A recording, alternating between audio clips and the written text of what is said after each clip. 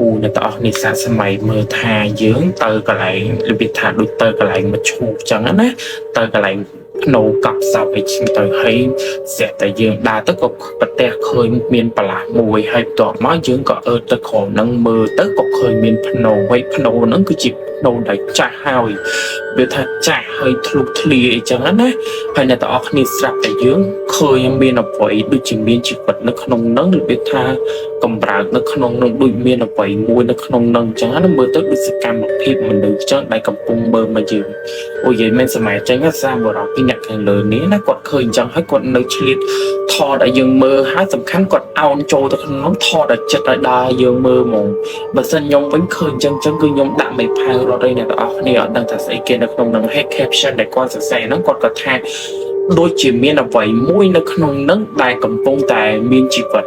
អូយេមែនអ្នកទាំងអស់គ្នាឃើញអញ្ចឹងសរសើរនៅថតឲ្យយើងបានដូចអ្នកទាំងអស់គ្នាឃើញវីដេអូនៅអញ្ចឹងណាអត់ដឹងថាស្អីគេនៅក្នុងមជ្ឈ